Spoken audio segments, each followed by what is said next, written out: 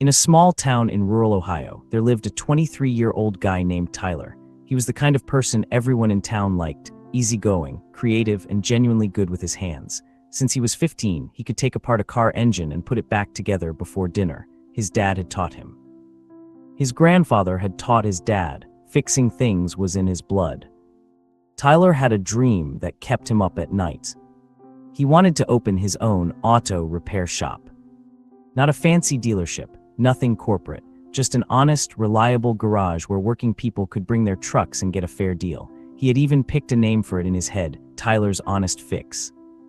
But every time he got close to starting, something pulled him back. The economy's rough right now, maybe I should wait. There's already 3 garages in town, who's gonna choose me? What if I take out a loan and the whole thing crashes? So he waited and waited. He kept working his shift at the local auto parts store, stocking shelves, helping customers find the right bolts, always knowing more than his job required, always going home feeling like something was unfinished. His coworker and best friend Darnell watched this for 2 years straight. One Saturday afternoon, after Tyler had once again talked himself out of making a move, Darnell finally said, "Man, I'm taking you somewhere tomorrow, don't argue with me." The next morning, Darnell drove Tyler 30 minutes outside of town, down a long gravel road, to a property with a modest ranch house and a beautifully kept vegetable garden out front. "Who lives here?" Tyler asked. "Miss Carol," Darnell said simply, as if that explained everything. Miss Carol Hayes was 68 years old. In her 40s, she had built a trucking logistics company from scratch, just her, a borrowed pickup, and a phone book. She grew it to a fleet of 40 trucks before selling it and retiring quietly to the countryside. People around the county still talked about her, not because she was flashy, but because she was real. She met them on the porch with 2 glasses of sweet iced tea and the kind of handshake that meant business. After some conversation, Darnell told her about Tyler, his talent, his dream, his 2 years of standing still. Miss Carol listened without interrupting. Then she set her glass down and said, "Tyler, walk with me to the barn." In the barn, which smelled like wood shavings and motor oil, Miss Carol pointed to her old pickup truck, a 1987 Ford F-150, the kind that had lived a full life. "Start her up," she said, tossing Tyler the keys. He climbed in, turned the ignition. The engine coughed, sputtered, and died. He tried again, same thing. Miss Carol leaned against the barn door with her arms crossed. "What's wrong with it?" Tyler climbed out, popped the hood, and spent about 4 minutes looking things over. Fuel isn't getting through right, probably the fuel pump. Could also be a clogged filter, hard to say for sure without checking. "Can you fix it?" "Yes, ma'am, given the right parts." "How do you know?"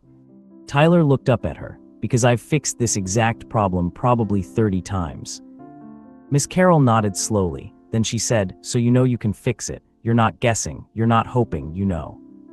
"Yes," Tyler said. "Then let me ask you something," she said, her voice calm and steady. "If someone drove that same truck into your shop tomorrow, a real customer, a real problem, would you stand there wondering whether you were capable of fixing it?"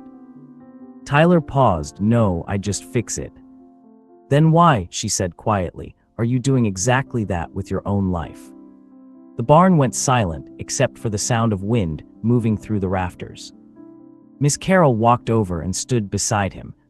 "Tyler, I want you to understand something I had to learn the hard way at 35 years old. Fear doesn't care how talented you are. It doesn't care that you can fix any engine put in front of you. Fear only has one job, to make the unfamiliar feel more dangerous than it really is."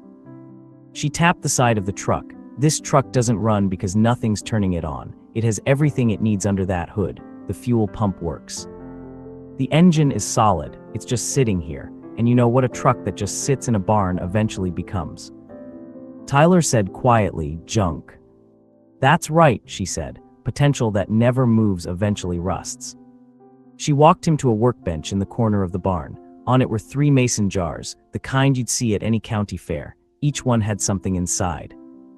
She picked up the first jar. It was filled with dark, muddy water. You couldn't see through it at all. "This is what your mind looks like when you're living inside your fears," she said. "You can't see where you're going. Everything looks murky and dangerous. Most people make their biggest life decisions from inside this jar." She set it down and picked up the second one. It was clearer but still cloudy, like water with a little dust stirred into it. This is most people on a good day, a little clearer, but still not fully honest with themselves, still carrying yesterday's regrets and tomorrow's worries all at once.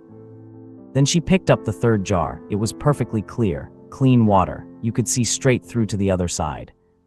This is your mind when you make a decision from right now, not from fear of the future, not from the weight of the past.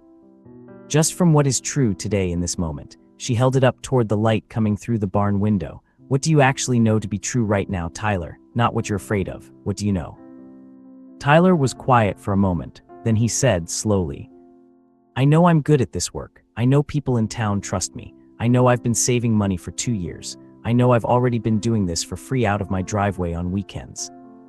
Miss Carroll smiled. Now you're thinking clearly. She set the jar down gently. The mud in that first jar, that's not reality. That's just noise. And here's what nobody tells young people. The mud doesn't clear up before you make the move. It clears up because you make the move. Clarity comes from action, not the other way around. Tyler drove home that afternoon quieter than usual. Darnell didn't push him to talk, he just drove. That evening, Tyler sat at his kitchen table with a yellow legal pad. He didn't write a business plan. He didn't calculate worst-case scenarios. He just wrote down one question at the top of the page. What is the one true next step I can take this week? And then he answered it. Call the county clerk's office Monday. Ask what it takes to register a business. That was it, one step, not the whole staircase, just the next step. He called Monday morning. Then the step after that revealed itself, and then the one after that.